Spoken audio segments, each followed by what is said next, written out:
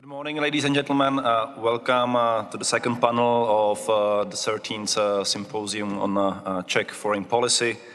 I'm Tomáš Petříček, Senior Non-Residential Fellow at the Institute of International Relations and former Minister of Foreign Affairs of the Czech Republic.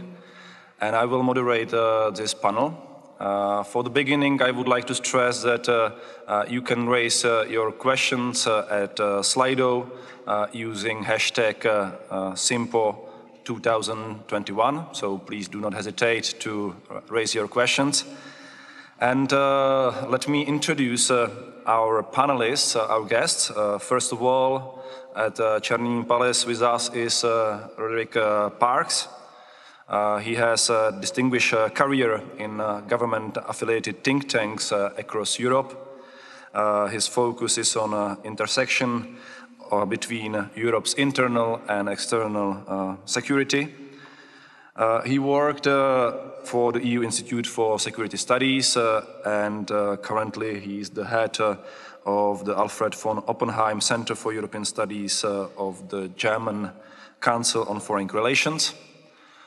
Online with us is Kremidas-Courtney. He has a distinguished 21 years career in US Army, including posting in NATO. Also, he served as a US diplomat. He graduated from the Military Academy of ETH in Zurich. And among others, he is a member of American Security Project and Senior Fellow for Peace, Security and Defense of Friends of Europe. Both of the guests are the experts in the topic of the panel, which is called Shooting at a Moving Target, the EU's External Action and Resilience. And resilience is the main topic of today's debate, as we are considered to enter in the fourth age of security debate, with resilience being at the center of this debate. And the concept as such has become a guiding principle in many strategic documents, including 2016's EU Global Strategy. However, after 5 years, many scholars consider or highlight that the concept of resilience is relatively vague, which undermine the implementation. On the other hand, some comments, some statements clearly stress that we haven't developed proper tools and comprehensive strategies to implement the resilience as a cornerstone of our security policy. So the question here will be where we stand. What does resilience mean today, after 5 years of EU global strategy in place? And what can be expected in the future, having in mind that the Czech Republic is taking over EU's presidency, or the presidency at the European Council of the European Union next year. What can be done in terms of using resilience as a guiding principle for our security policy? I will give the floor first to Roderick. Roderick, you have the floor, and I'm looking forward for your inputs.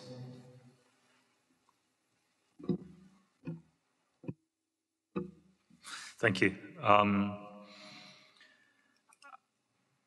I'll talk a little bit about a project that we're doing in Berlin, where we are asking ourselves the question how well the European Union is set for the 2020s and the big disruptions that we can see coming. So we've picked out 4 big international disruptions: the emergence of new technologies, large-scale migration, geoeconomic shifts, and emerging security problems such as climate change.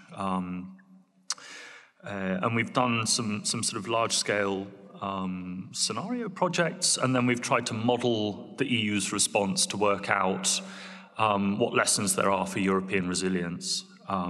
and in a very sort of simple way, we did a best, worst, and status quo scenario, the status quo scenario being where the EU sort of continues on its current path.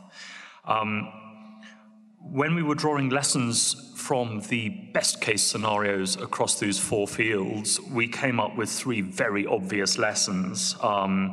So obvious that they're almost platitudes, and they should really be, I think, the EU's fortes. The first is that we found that when the EU invested in its internal political and social cohesion, it responded well. Secondly, when it proved capable of joined-up government and overcoming administrative silos, equally it was resilient to disruption. And thirdly, when it used both of these assets, so internal cohesion and joined-up government, to take a step back and to change course where necessary, those three attributes were when it sort of responded best to crises. And the worst case scenarios, or the worst case outcomes in the scenarios were where it did the opposite, where its response was to entrench administrative silos, where it took sort of top-down divisive policies, and where path dependencies were allowed to sort of keep it channeled on the previous course before the crisis has hit. And I think our first big lesson was that the status quo scenarios were almost indistinguishable from the worst case scenarios, meaning that the EU's current path sets it on all of these sort of negative attributes, and we found that played out in currently fashionable policy approaches around EU autonomy and the Brussels effect and so on. So when we were doing the sort of status quo scenarios, we found that the EU's tendency was to put up barriers and buffers around the crisis-hit market project, so the Eurozone, the Schengen area, etc., then deepen its internal rules and then try to leverage those barriers in order to get foreign governments and foreign-owned businesses to sign up to its rules. And the effect was that cut off the EU from international markets, it tied European businesses in red tape, and it politicized protections that the EU actually needed, such as visa controls, investment screening, etc. And the effect, as I say, was precisely those negative traits that we'd identified. So there were the silos that the EU treated each of these sort of crisis-hit markets individually. It was divisive in the sense that in all of the sort of individual scenario workshops, we found that the response was very much driven by France and Germany, often at the expense of more peripheral member states. And there was a sense that France and Germany and the Commission embraced path dependencies with this mantra to never waste a crisis. So to look at a crisis that hits the European Union as a chance to drive forward the existing path of European integration. That to us was, you know, a sort of worrying finding, and it came out of 4 individual workshops with 4 individual groups of experts that we found that the sort of they looked at the EU's response and the status quo response as almost indistinguishable from the most negative traits. What are the reasons for that? I think I'd focus a little bit on shifts in German European policy, because that's where I'm based. I can see German diplomats in the audience, so I look forward to being corrected. But my sense a little bit as a sort of Brit in Berlin is that Germany is losing faith in its old model of geopolitics that it's sort of held for at least the last 30 years, if not longer, which is to embrace cross-border infrastructure and mobility and markets in order to incentivize other governments to rethink sort of territorial and identity conflicts. And that ran through very much EU geopolitics as well. And we found that form of geopolitics although not unproblematic, of course, in today's age, tended to produce the most resilient response to crisis. And if I can very quickly sort of run through the sort of 2 or 3 shifts that I see in German foreign policy, and do tell me to shut up at any stage, I think you can see signs that Germany has sort of lost faith in that, but lacks a model to replace it. And I point to 3 shifts. One is mentioned in the programme. It's the changes in 2009 at the EU level with the Lisbon Treaty, the decision to set up the External Action Service. I think the effect of that, heavily driven by Germany in the sense that the EU needs a sort of sharper and more geopolitical foreign policy, was to create a sense of competition with the European Commission, which felt that its old external competencies based on enlargement and the external dimension of the single market were now somehow invalid, and it's increasingly repositioned itself, particularly under the von der Leyen Commission, with a more geopolitical approach, a top-heavy approach that involves leveraging the single market and proving that it is capable of doing geopolitics. And I think you see that playing out in ideas such as European autonomy, sovereignty, the Brussels effect, this leveraging of the single market. And I think the second effect of that institutional shift, funnily enough, was to alienate member states from a common foreign policy by trying to institutionalize it. So, I mean, just in my experience of working for the EU and the External Action Service at One Remove for the last 5 years, I think you saw heavy French and German engagement in the External Action Service for the first few years of its existence, and they've sort of lost interest in it now that they see it's under control and are not really likely to come to life. And it tends to be middle-ranking Mediterranean countries such as Spain and Italy that are now taking over in the External Action Service. It means that France and Germany have moved European foreign policy elsewhere in the EU institutional setup. And it means that I think quite a lot of member states, including this one, lack purchase in European foreign policy structures. So they don't feel properly represented in the External Action Service. So that for me is sort of the first shift, that this attempt to create a sharper European foreign policy and more geopolitical foreign policy around the External Action Service by bringing in member states in Brussels has backfired a little bit, and I think the main effect of that has to be to make the European Commission feel that it needs to sort of compete in geopolitical terms with member states, and I think we've lost something useful in European foreign policy there. The second shift for me is the increased focus on the Franco-German relationship, particularly after Trump and Brexit. I get a strong sense in Berlin that people feel that they need to firstly engage in the Franco-German motor to drive forward European foreign policy and domestic policy, and also somehow match France for its style of geostrategy, not ape it, not copy it, but somehow match it. And again, I think that's leading to a more sort of top-heavy form of geopolitics in Europe. I said that France and Germany, in my opinion, have moved their European foreign policy engagement out of the External Action Service. I think France has taken it into the European Council, to summits of prime ministers and heads of state, where it heavily politicizes foreign policy issues and threatens to sort of marginalize other member states if they don't sign up. And Germany tries to take an inclusive line by bringing foreign policy issues to the Commission, and then again trying to leverage the single market and the EU's geoeconomic power. And it offers an olive branch to other member states, saying, you know, this is a way to include you in foreign policy initiatives, but always on the basis of a Franco-German compromise. So again, I think there's been a sort of centralization of European foreign policy a top-down effect, an effort to sort of leverage the internal market, rather than the old sort of decentralized approach to connectivity, to infrastructure and so on which resilience in the past has always been based.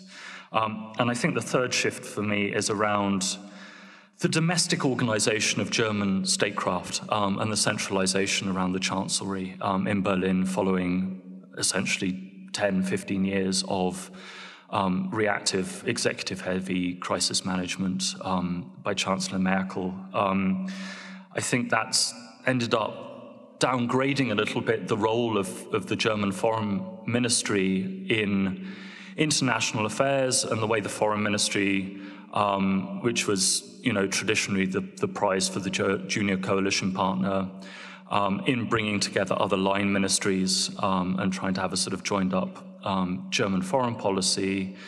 I think the foreign ministry has been pushed to the side by the Chancellery increasingly, and you've seen in crisis after crisis the Chancellery either going it alone or linking up with individual German line ministries like the Finance Ministry, the Interior Ministry. And again, I think the effect there is precisely this pattern of looking at crisis and disruption in silos, so it's the Eurozone crisis, the Schengen crisis, etc., without any real sense of how they link up. There's a drive to never waste a crisis and deepen internal rules, etc., etc. So I think you can see that with the reorganization of German domestic statecraft.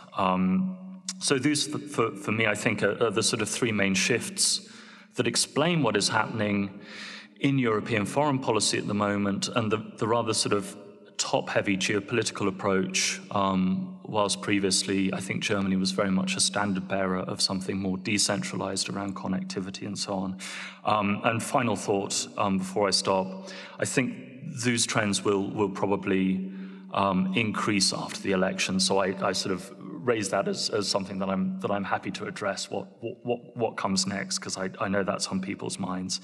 But yeah, just to sum up, our sense was a European Union that invests in domestic cohesion,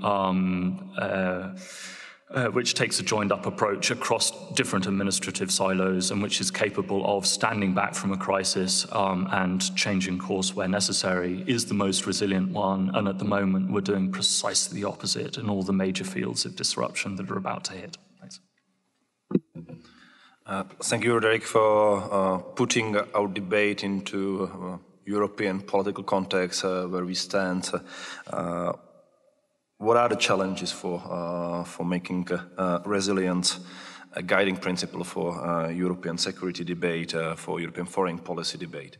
The second panelist of the panel, Chris, will focus more on the resilience as a concept, how can be used. So Chris, welcome. We are glad that you are present with us, and the floor is yours. Thank you, Tomáš, and good morning, Deputy Minister, Ambassadors, Roderick, directors and colleagues. I'm really pleased to be with you here today. I'm so sorry I can't be in Prague, but I'm coming to you from the island of Kefalonia in Greece. And so why do we talk about resilience? Why does it, is it in fashion? Is it just another sort of buzzword? And I think that's an important place to start because, we're living in an era of systemic shocks and change. And some of the disruptive changes that Roderick just mentioned, we can talk about later. But the pace of change is increasing. And so our ability to adapt, our ability to sort of bounce back to these shocks, be they floods, fires, pandemics, all of these sorts of things, big social shifts, all of these things are sort of challenging us, not to mention hybrid threats and other sort of malign actions like that, cybercrime, transnational threats of that nature. How resilient are we? That is why it's become such an issue, is because, events are causing us to look at this. So and that's a place I would start. Now, you could go to our next slide, please. So when Tomáš first invited me, my work mainly has been in internal resilience, working with capacity building on resilience. in different places and building tabletop exercises for NATO and EU during my time at the hybrid COE and in other places. Now at Friends of Europe, we do the same thing. But let's start with, what is resilience? Because if we, it's a word that right now is having a lot of it's a basket that people are putting a lot of things into. But in terms of external action and foreign policy, the EU defines it as the ability of states and societies to reform and thus withstand and recover from internal and external crises. Now, I could put the UN definition up here, but it would essentially say the same thing with, a few more sentences. But essentially, it's very similar. It includes how do we respond to sudden shocks or a challenge to governance. It decreases our chance that risk factors will lead to collapse or violence. And of course, there's different schools of thought on what comprises resilience. But I tend to fall in the camp that likes the definition of, three basic factors of social trust, levels of social trust between people and their government, the trust and legitimacy of governing actors, and the effectiveness of governance to deliver to all parts of society. And that gets to a bit of what Saskia was talking about earlier. Is you're really reaching all parts of society, and I'll speak a bit to that later. But when I boil it down when I look at what the EU is trying to do with building resilience into external action, we come into three basic functions, and that is anticipate, prevent, and respond. And so the early warning portion, which has been built out, we'll talk about a bit, that's anticipate. Prevent and respond, that falls into the action, in my mind, into the action category, and that's where I think we need some work. And that's where I think there's a lot of room for improvement there. Let's go to the next slide, please. So since 2017, since the new resilience strategy was put into place, a number of trends really stand out. One is, it is a broad concept, and so we have different interpretations between member states and between the EAS in Brussels and the different portions of the Commission.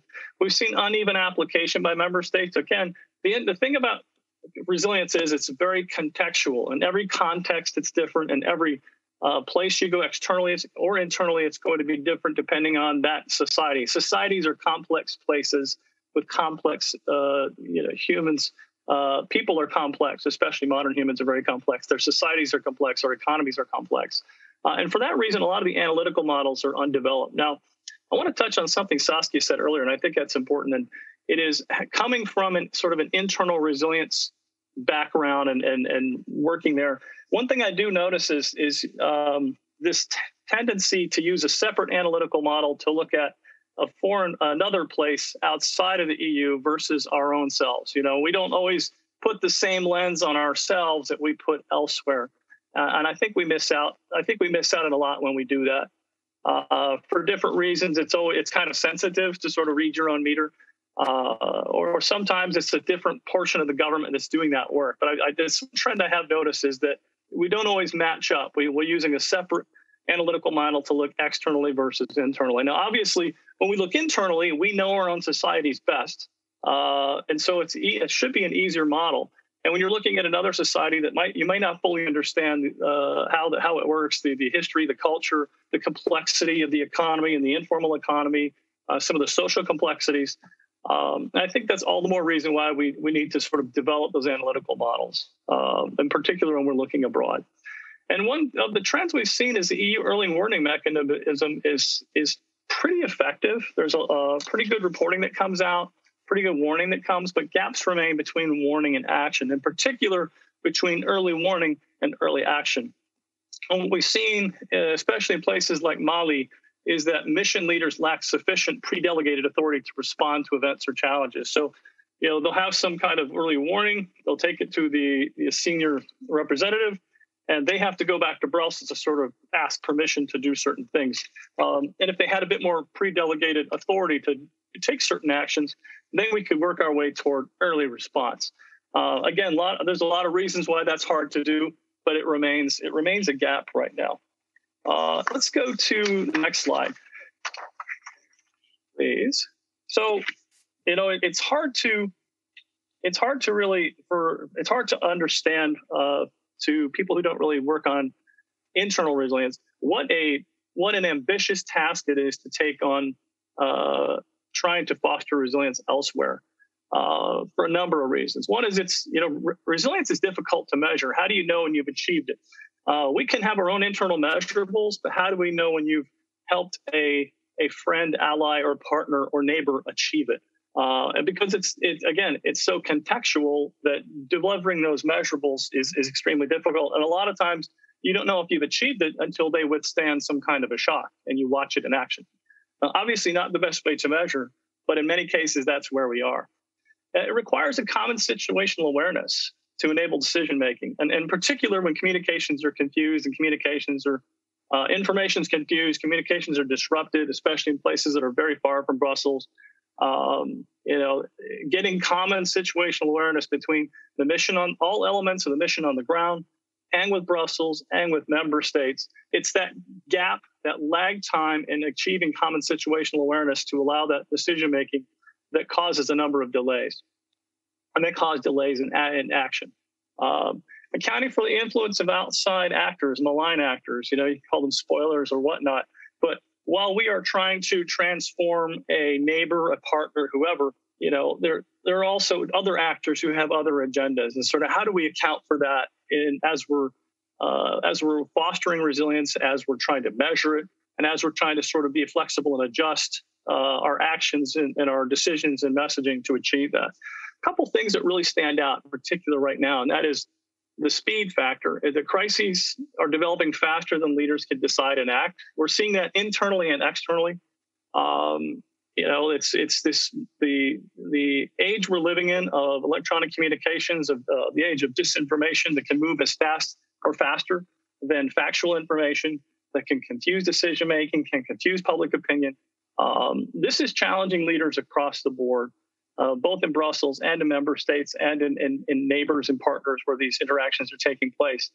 And it's having we're playing catch up a lot of times, in particular to malign actors who don't have the same, some of the same risk calculus that we do and some of the same sort of legal or ethical parameters. So speed is something that we have to address both now and in the future.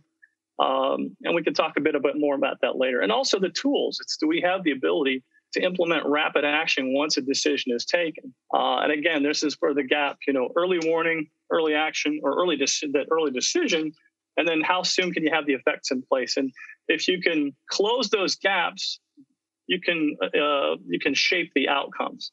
But if the gaps are too wide between early warning, decision, and action, then it becomes extremely difficult to shape events, and you're still playing catch up. So let's go to our next slide, if we may. And that is just to quickly, when I look at these things, I try to boil it down to make it simple. What's the difference between building resilience at home and abroad? So, obviously EU's resilience and the resilience of our neighbors is linked. So if we have, the weakness of a neighbor, the trouble the neighbor has can quickly be, their problem can quickly become our problem. So obviously it's in our interest to put this into EU foreign policy, to weave this into our interactions outside of the EU with partners, with neighbors. We know that. Otherwise, we wouldn't, there wouldn't be a policy. But within EU member states, we build resilience. So we transform ourselves so that we can be resilient. And that is a big enough internal challenge when you're trying to break down communications. You're trying to break down silos between ministries. You're trying to build relationships with the local, national government, with civil society, with civic organizations, and with the private sector. That's enough of it. That's a large challenge, and it takes years to achieve. But when we go abroad, we're not building it. We're fostering it. We're convincing and working with and enabling another sovereign actor to build. They're building resilience. We're working with them. We're fostering. And that's very different, right? So think about what a challenge it is for us to do it, and how much impact can we really have working with a partner, working with a neighbor, for them to build their resilience. And obviously, a lot of the same internal resilience, a lot of the entrenched interests and whatnot that don't want a society to transform, that are present in our own, they're present in other places as well. And so this is why, we're not really directly building, but we're working through them and with them and enabling them. And so I think it's important to kind of remember this so we can have an idea and be realistic and have our eyes wide open to the kind of effects we can have and how long it can take to take effect. And obviously, you see the three pictures there up. When we think about resilience, we've got a fragile situation. You have the vase is sitting on the corner of the table. It hasn't fallen. We'd obviously like to keep it from falling. We hope our partner would want to keep it from falling, but they may be comfortable with that. They may be maybe a situation they've lived with for a long time. That may be their normal. And in the middle, we have sort of the cracked vase, which is, it's not broken. It's obviously taken a hit. And it hasn't broken apart, and how can we help them fill in those gaps? How can we help them to strengthen it and put it back on the table or leave it where it is? And obviously the picture on the right, that vase is broken. Once you're at that point, you're not really in the resilience. you're not in the resilience realm. You're in the, reconstruction realm of picking the pieces apart and putting them back together if that's how they want to put them back together. But they may not want to put them back together the same way. And I'll get to that in a moment. So next slide, please. So one of the things we do, and having done this in particular with hybrid threats and resilience for a number of years, in the last 4 or 5 years, really, and in particular at Friends of Europe, every year we do our EU, NATO, private sector hybrid resilience tabletop exercise. We really put them into situations to see how they deal with these resilience challenges, how they decide things, how they interact, how they prioritize. And for me, it always boils down to governance. It's all about governance. The pandemic, we have lived through, and we are still living through, what is a mandatory examination on governance for every government globally and every institution. We are being tested now. We have been tested, and that's one form of it. But one thing that stands out both in experience abroad and studies and in different exercises, and that is that unequal and low trust societies are less resilient. And this is something we've also seen over the years. Every year I run the comprehensive approach seminars for the NATO headquarters, and we bring in actors from all over. And one of the big things that we get from our African partners and others and Asian partners is that stability means something very different to people on the bottom of society and people who are on the outside looking in.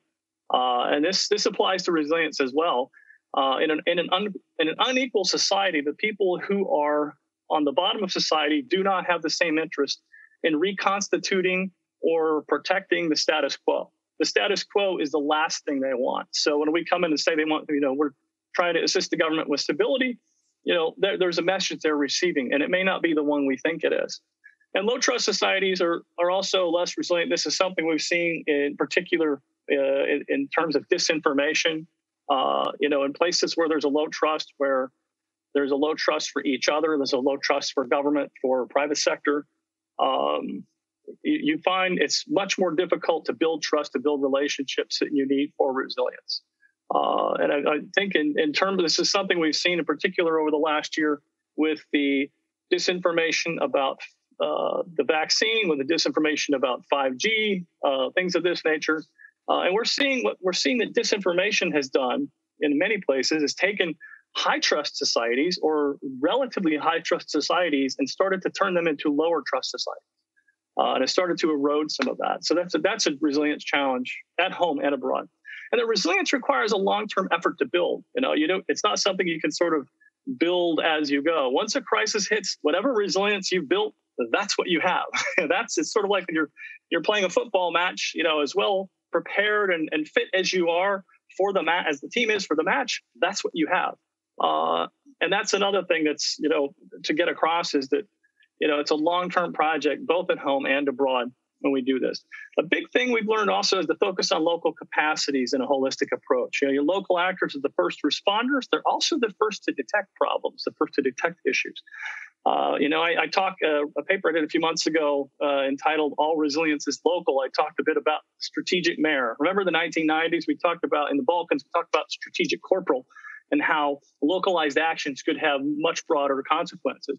Well, now in this era we're in living through now is sometimes it's that strategic mayor, that strategic town mayor that may be at the place where a problem begins, who, if they are enabled and they have the resources and they have the authorities to sort of to handle it, we can take problems and prevent them from growing much larger. And the same, again, these things apply internally, externally.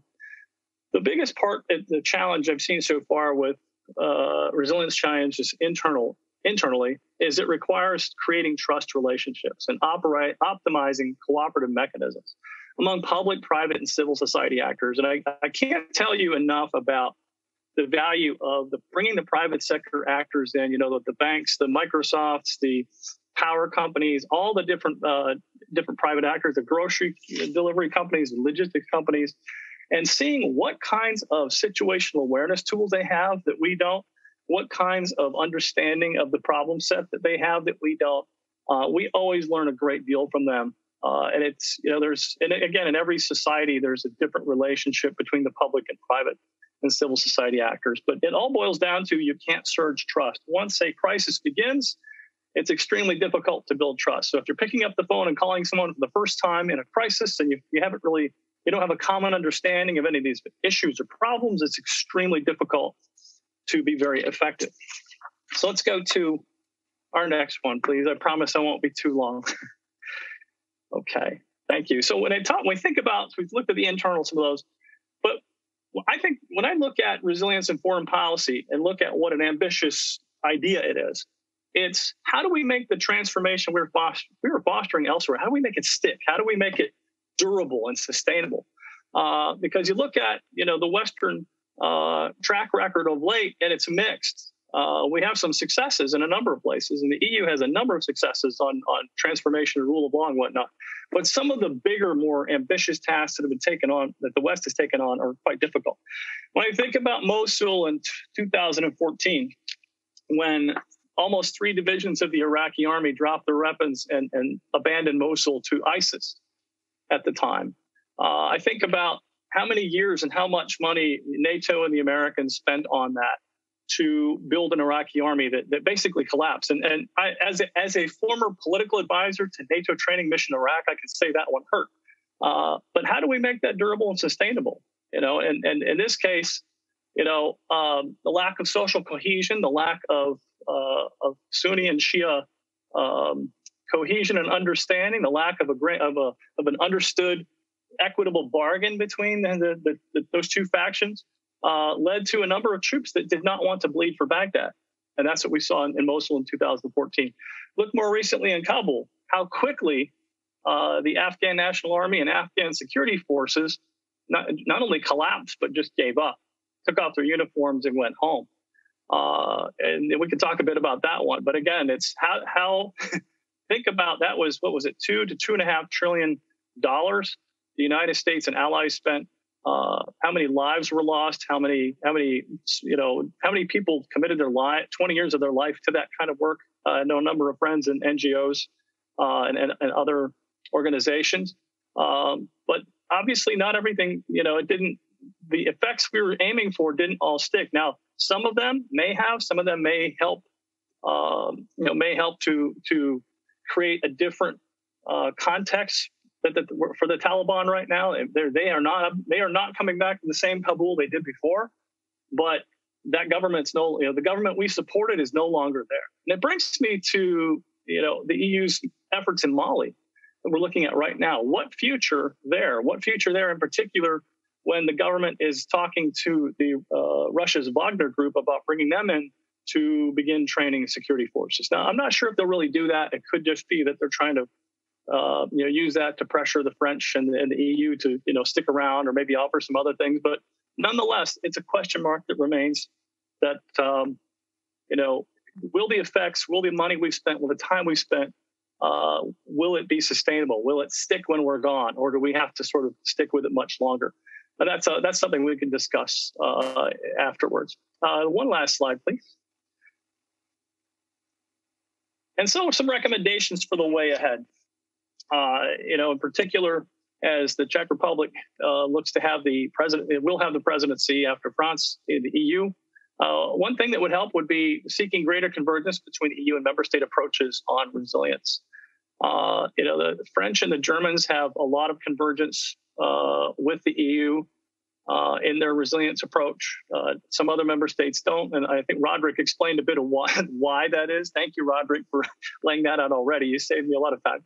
But I think also applying the lessons learned from internal resilience experts and actors. We have a lot of experts and actors internally in each of our states that knows how this works, and they've been grappling with it. And then in a lot of cases, there'll be someone from the foreign ministry will hire some other experts to go out and work with external actors and external places. And I think it's important to apply those lessons learned. I think Saskia talked a lot about that as well. And she's absolutely right. We have to apply those same lessons at home. I think resilience you build from the inside out. It's very difficult to go abroad and talk to another partner or neighbor about how they should build their resilience when we don't set the example, when we haven't done it ourselves. And I think they know that. And, that's what really brings the gravitas, that credibility. And not only that, we're going to bring better lessons if we're doing it right ourselves. And closing that gap between early warning and action, upgrade decision-making to enable the EU to act in time to shape outcomes. I can elaborate a bit more on some ideas on that in the Q&A. I just have a new paper come out yesterday called "The World in 2030: Will Europe be ready?" And I have a few recommendations in there for how to do that. I don't want to take too much time. We can talk about it later. And then to ensure the EU has the necessary tools to implement action rapidly once a decision is taken. We can talk ad nauseum about having the right tools and the right hardware, but it's not only for sort of hard power situations that we talk about in the context of strategic autonomy. It applies here as well in the resilience realm. So one last slide. Thank you so much for your attention. And thank you, Roderick, for sort of setting that up so nicely. And thank you, Tomáš. I pass it back to you. Thank you, Chris, for your excellent presentation, for going to details where we stand in understanding what the resilience means. I would like to still recall that you can raise your questions through Slido with hashtag Simpo2021. We don't have yet any online questions.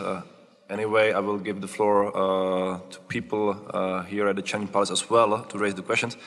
But to kick off the debate, I would probably build on what Roderick and Chris mentioned. First of all, if we can elaborate more on how do you see the relationship between resilience and the current debate about strategic autonomy, because it is probably the debate that will heavily influence Czech presidency in 2022.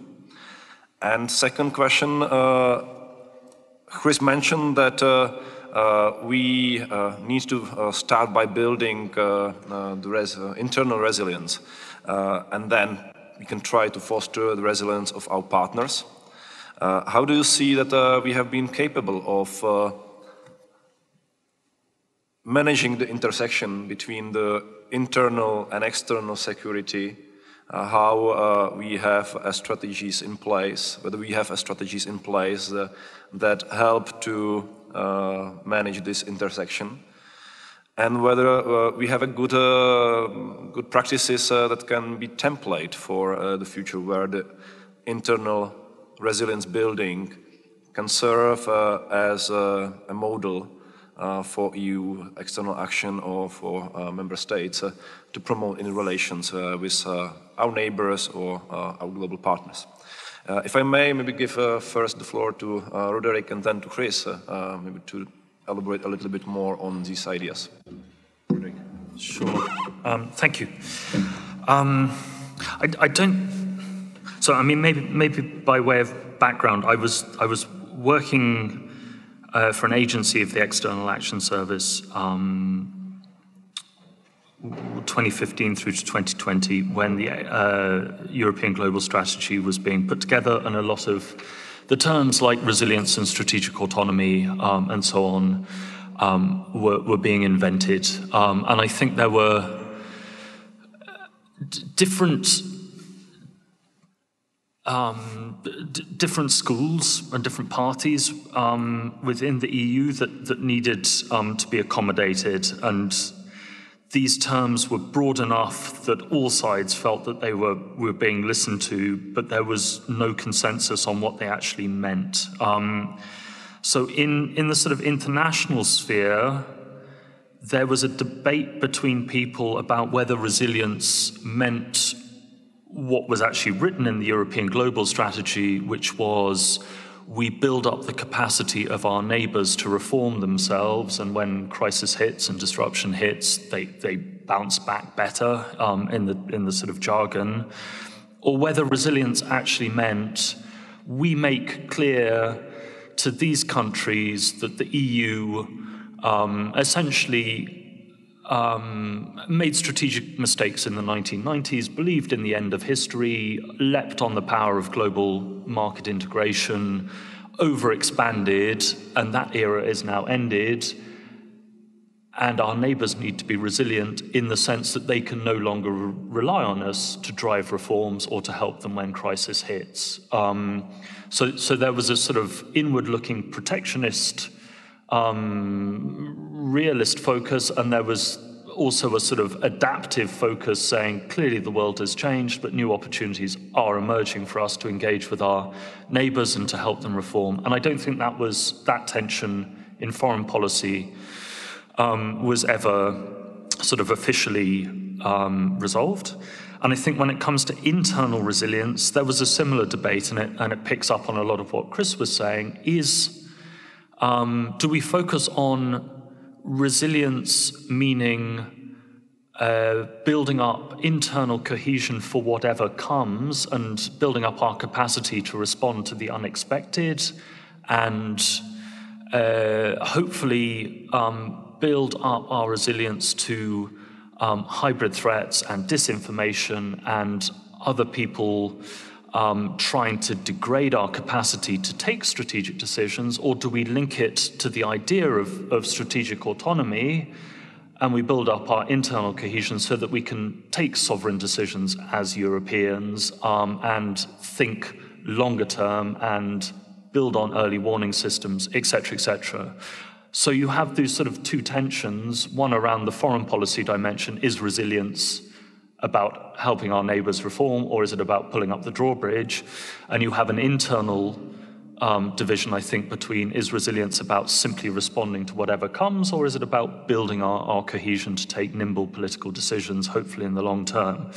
I don't think that there has been a sort of political debate about where we are now, but I think we have fallen on the foreign policy dimension into resilience as frankly pulling up the drawbridge a bit and saying, you know, you're on your own and we can offer transactional cooperation that might help you reform, but is really about, you know, incentivizing Morocco or Ukraine to do our bidding.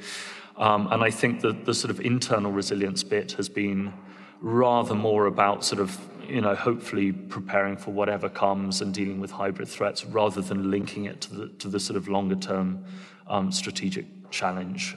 So that debate has kind of happened de facto. Thank you, Roderick. Chris, would you be able to add up to what Roderick has described as this double dual tension we are facing right now in Europe? Thank you, Tomáš and Roderick. I think when it comes to resilience, it's not an either or. It's an internal and external, and we don't have a choice given the dynamics we're facing today with the systemic shocks and disruptive changes we're seeing from climate change, from new and disruptive technologies, from changes in the shifts in the global economy, the whole bit. We need to look at, we have to look at both. I think part of what Roderick said, I think, is, the pulling the drawbridge up. I think that seems to be a lot of the mentality when it comes to issues like migration and others. But I think a big part of it, I think where the two converge to some degree is when it comes to action. And that is the capacity for action that the EU needs to have strategic autonomy, to be able to project power, to project hard power, shape outcomes. A lot of those same tools that are needed for that are also a lot of the same tools that are required to shape outcomes to prevent conflict, to shape outcomes, to address, to prevent a base from falling over abroad. And that doesn't always mean troops on the ground or something. A lot of times it means the ability to quickly transport things, the ability to have the intelligence in place to have situational awareness on what is happening, have a shared situational awareness from the mission on the ground, the embassy, EU embassy on the ground, to Brussels, to member states. I think there's an info-centric aspect to it that bridges both, and there is a capacity to deliver aspect that affects both. And I think that supports is necessary for both strategic autonomy and for being able to realize this vision of resilience and external action. Thank you. Thank you, Chris. I have a question through Slido. The question stated that what should be the EU's new geopolitical or geoeconomic stance, as it was mentioned in the presentations. How this new geoeconomic and geopolitical approach should look like?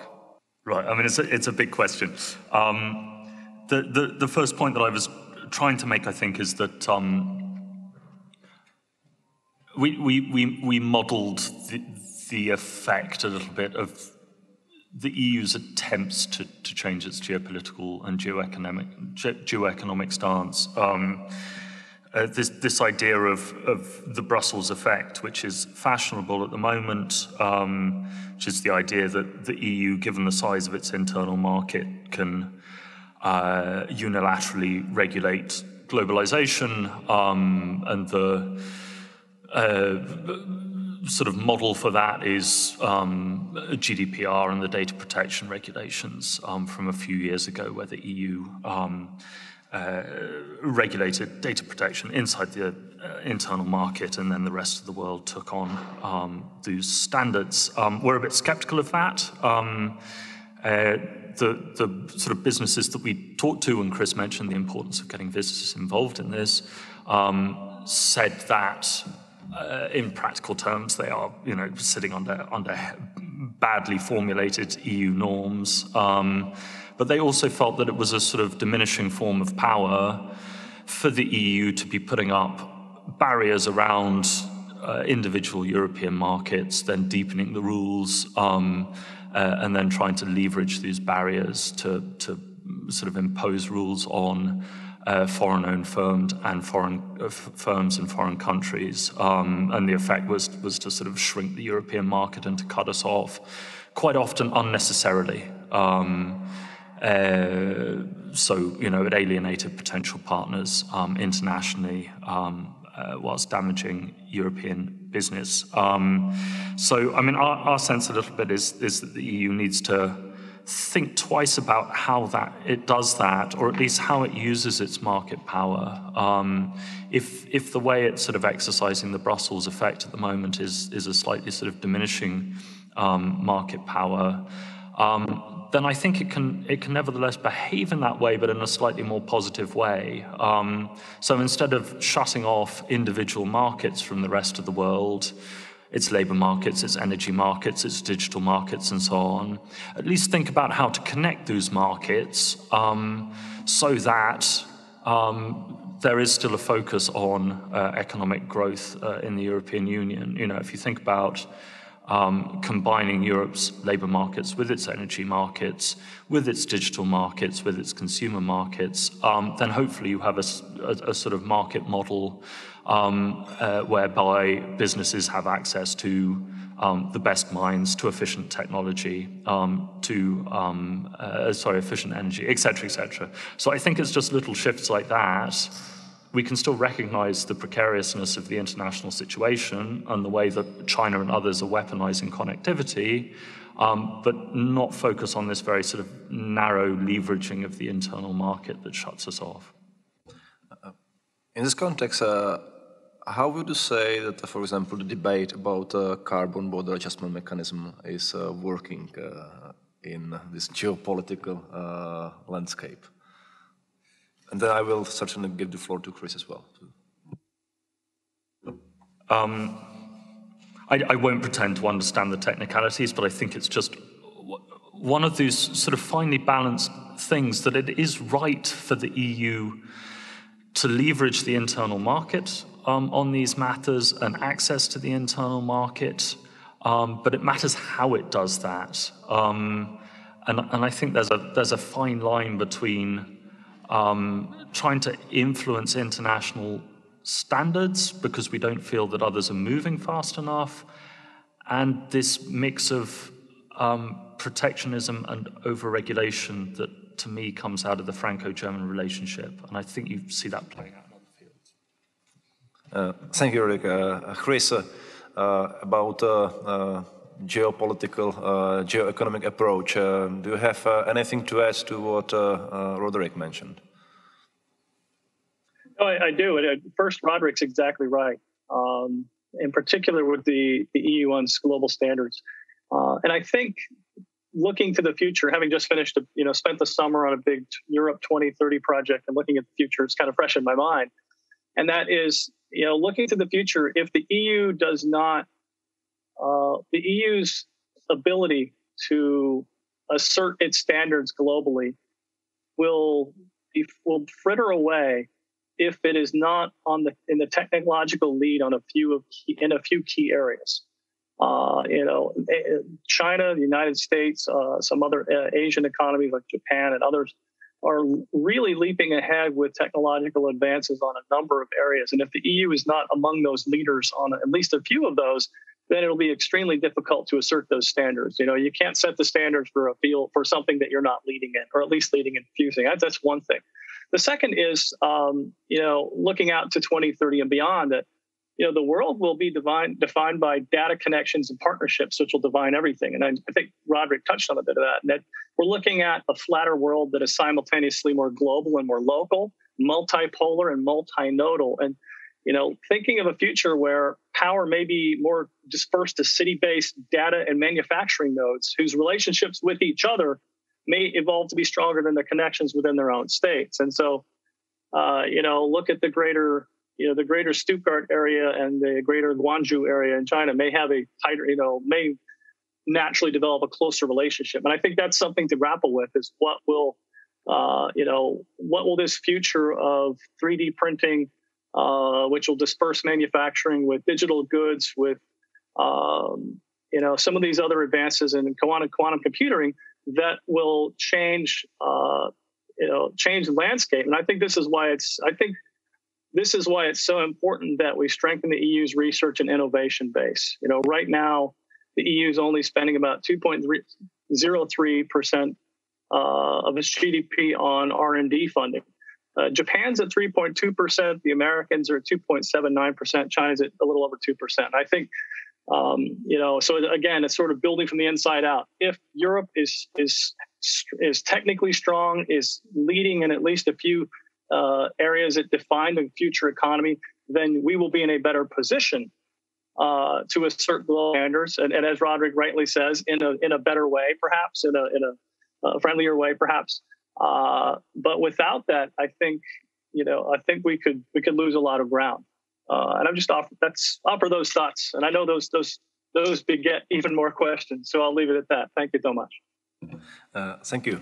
Now I would like to give the floor to participants here at Czernin Palace. I see one question here and a comment there. Please, if you can present your... Thank you very much. My name is Ondřej Olšanský. I represent Atlantic Forum, a think tank here.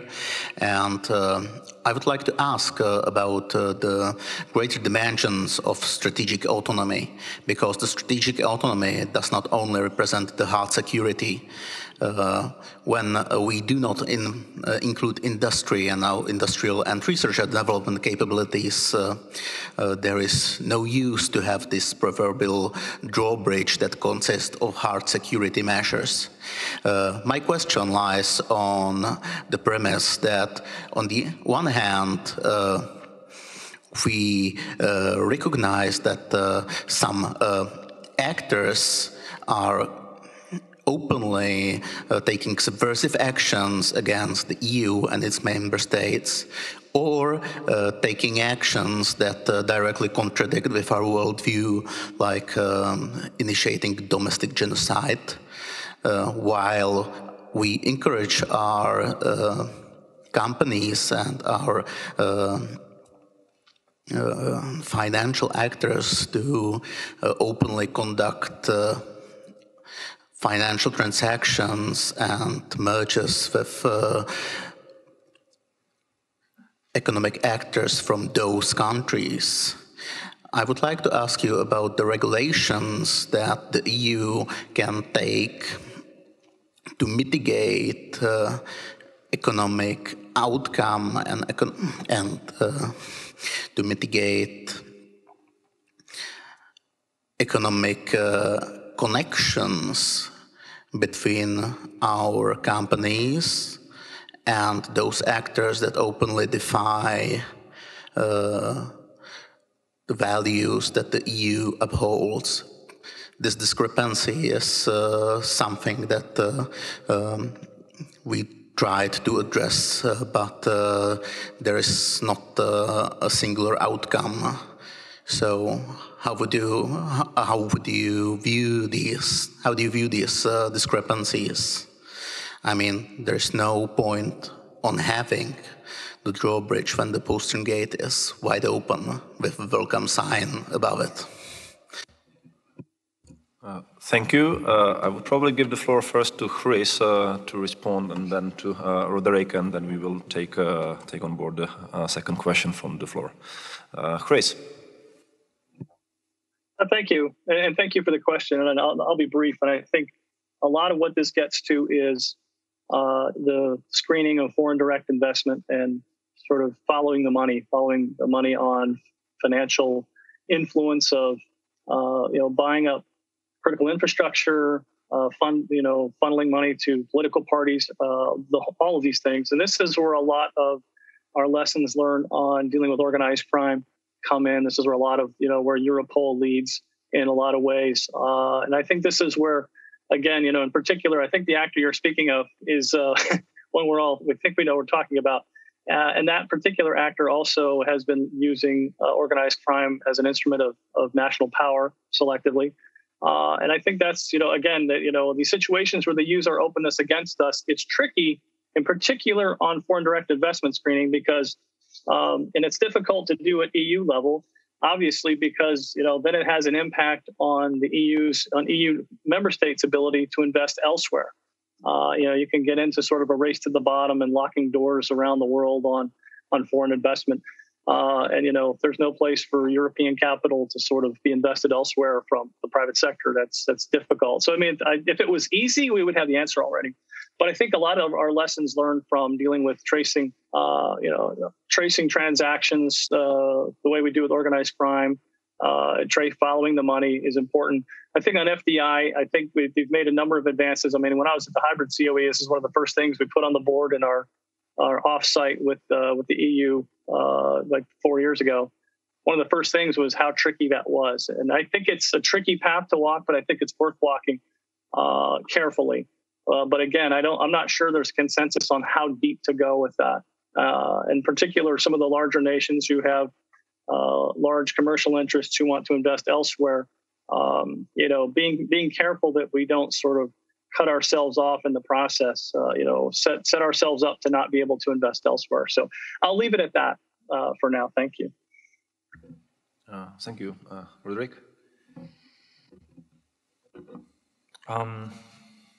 Yeah, so,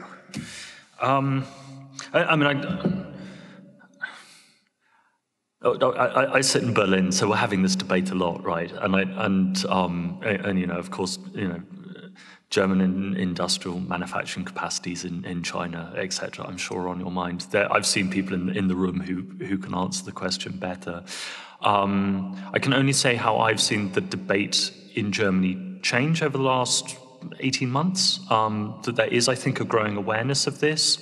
But there are sort of two competing factors. So on the one hand, I think there are people who see the dangers of the dependencies of Germany's large industries, the forced technology transfer, etc., the German Business Federation saying China is a competitor, is a strategic competitor, and seeing the downsides of it, primarily from an economic perspective, but seeing the need to change. On the other hand, there is a deep pessimism, I think, in Germany about the loss of technological prowess that's traditionally been the sort of motor of the German economy, and really the motor. It's a sense that technological prowess is shifting from the sort of engineering sector to smooth user interfaces and things that Germans really don't excel in, so they actually need to be engaged in emerging economies that seem to be better at these things than they are. So there's kind of a bit of a split there in the debate, and I think it'll come out as something more responsible, but I'm not quite sure how. And if you chat to people in Berlin, they are keen on the easy stuff, which is greater investment in Germany and the EU, and that of course does mark a shift in the German debate, and they're keen on diversification of German markets, but in terms of sort of cutting off dependencies and withdrawing from some of these places, or putting in place the sort of strategic investment screening and so on that again might cut the German economy off from knowledge of investment, that seems less developed to me. So I think, it's hard for me to read where we come out in this government on that issue. But I think it will change if you've got, the FDP and the Greens sort of not only in the government, but making the running on, which coalition partner they choose for themselves. I think these issues do matter to them.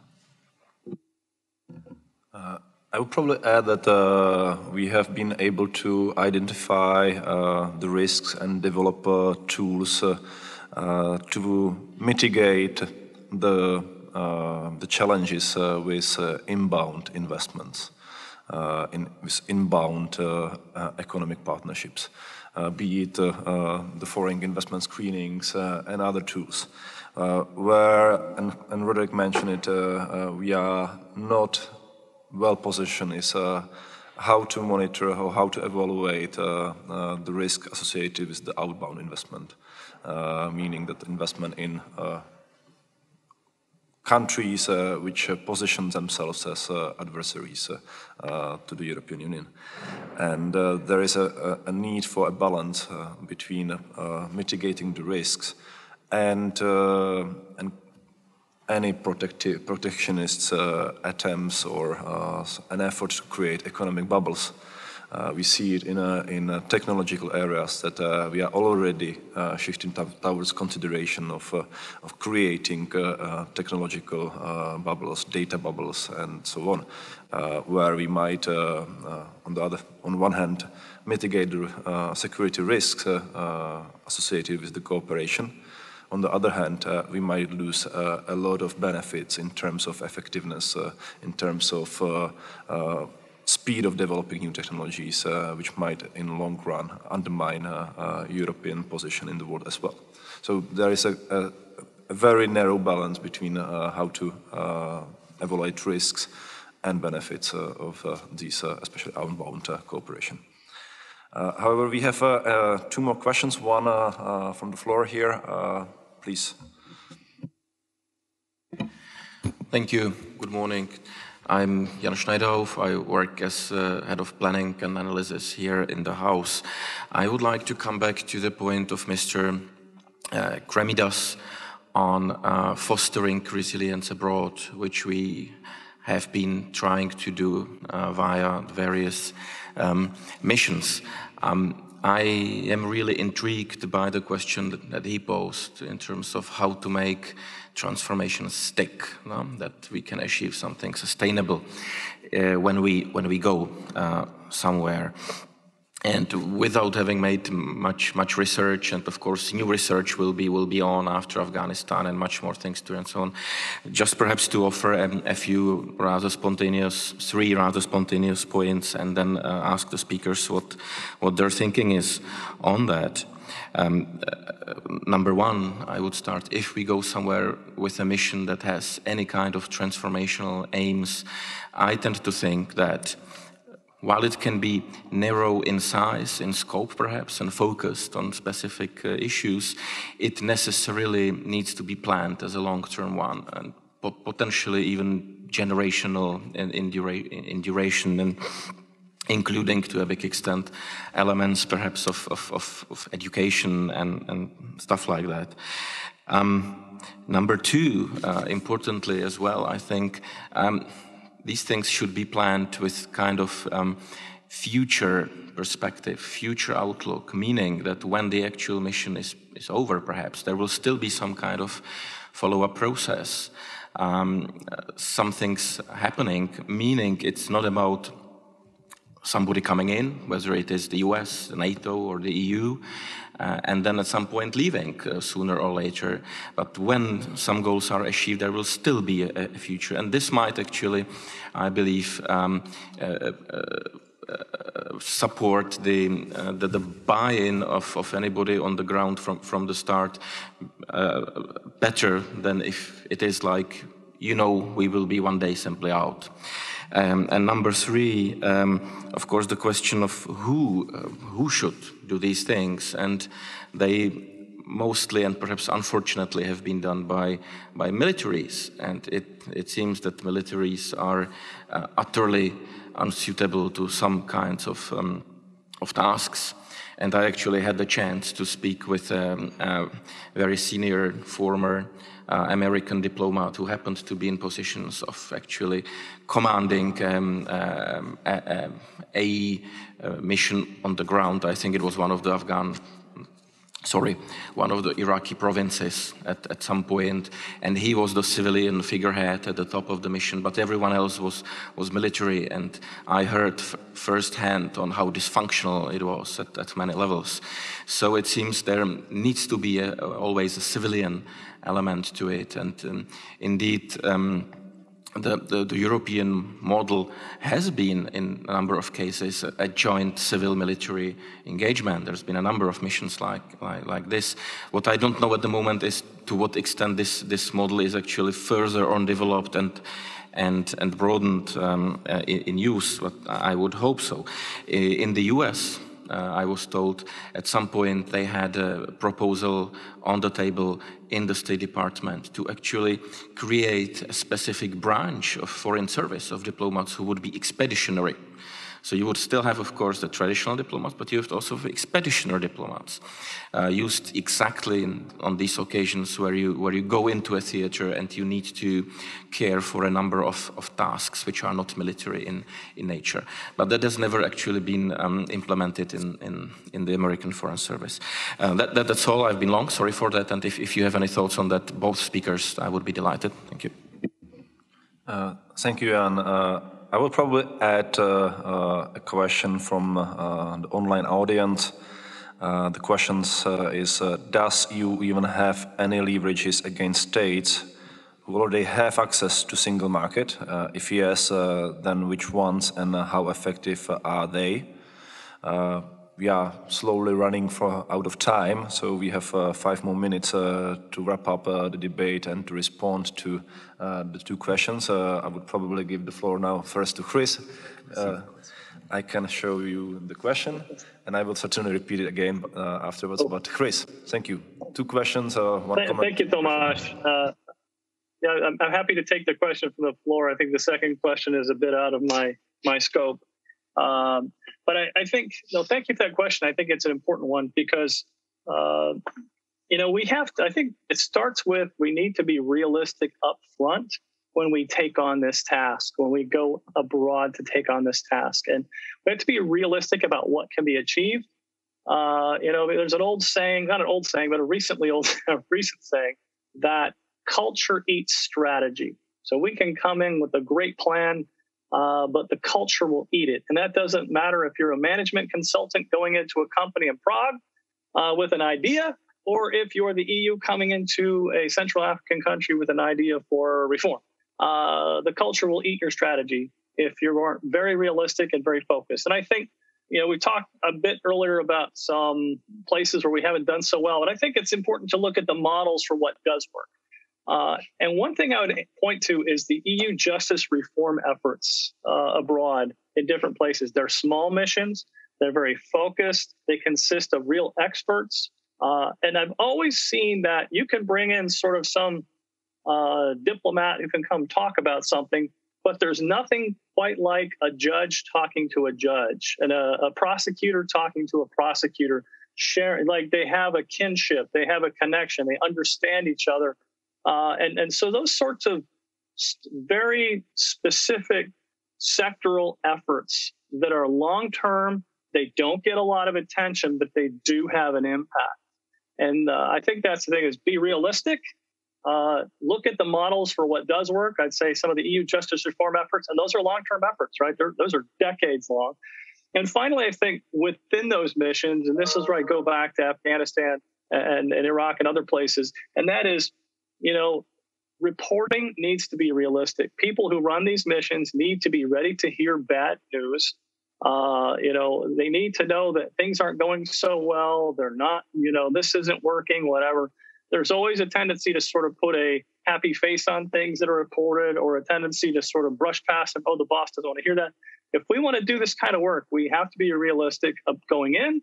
We have to listen to bad news and adjust accordingly, and follow the lessons we learn from the efforts that are successful. And I would point to one example being EU justice reform efforts. Thank you so much. I'll leave time for Roderick. Thank you, Chris. Roderick, if you would like to comment on the first question, and the second question was more left to you. Thank you. On EU missions, maybe two things. The EU's civilian approach is an important one, but I think the most important thing is for the EU to overcome it and focus on civil-military cooperation. So the civilian element, I think, is a bit of a hangover from the 1990s when this was dreamt up, and an effort to make the UK and France happy that, from a UK perspective, the EU wouldn't be stepping on NATO's toes by doing military operations, so there would be a sort of specific civilian format that the UK could get involved in. I'm not sure that approach, which was slightly artificial at the time, has stood the test of time. Not least because we put things in a civilian box which nobody else sees as civilian, like policing missions. I think the EU is the only one who sort of looks at policing as something that's civilian, since it's a uniformed service. The real problem that we had when I was looking at these things is trying to get the EU's civilian model on border management, on policing and so on to work in places like North Africa, where it's the military that does border control, and we just had there was just no kind of plug in there at all, and we'd show up and say, this is how you should do your borders, and they would say, well, that's not going to work. Or equally Ukraine, which did nicely civilianize its borders and then was invaded. Thank you, they're not grateful to us. So I think the kind of civilian military thing needs to be overcome. Second little thought, really important that the Czech Republic and Central Europe are involved in overseas missions and operations, not just to show the French and Southern Europe that you're interested in North Africa and Africa, but also because I think there are genuinely things that this part of the world can teach other countries about transformation and making transformation stick, and also just the advantage of not having a sort of colonial European history. But what we were struggling with then was a sense that when Central Europeans did get involved in missions, then other bits of the government would say, can we use these missions as leverage to get something vis-a-vis Iraq or, you know, whoever it is? And there were suddenly discussions in Brussels about whether we could use our funding for demining operations in Iraq as political conditionality for a migration deal. You know, which kind of crosses a line. So on that, and then on the leverage that we might have over countries that already have access to the single market. I mean, of course, there are sanctions, but it is true that lifting sanctions has the most effect rather than imposing sanctions. I think what we need to be careful of is kind of creating artificial barriers to trade in order to leverage them, and that means sort of new regulations and so on. That's kind of what I was trying to get at. We need market protections like investor screening, like visas, etc., on their own terms. And if we start introducing them in order to gain leverage over countries that already have access to the internal market, then that's where the risks come from, as far as I'm concerned. Thank you very much. Thank you, Roderick. Thank you, Chris, for giving us some ideas how to approach resilience, how to approach the concept as such, but also how to look at resilience as a guiding principle for our security debate. I would like to stress, and I especially like that the debate highlighted the intersection between domestic and external, that if we are to use resilience in our foreign policy, we need to be building from inside out. And also that we need to look at resilience in a very holistic as a holistic approach and try to overcome these kind of like silo thinking which has been traditionally associated with foreign policy and domestic policy, that it was these were separated disciplines in a way. I would like to thank you for your contribution as well, for questions and comments, and now I would like to call a break before the continuation of the symposium. Thank you very much all for participating.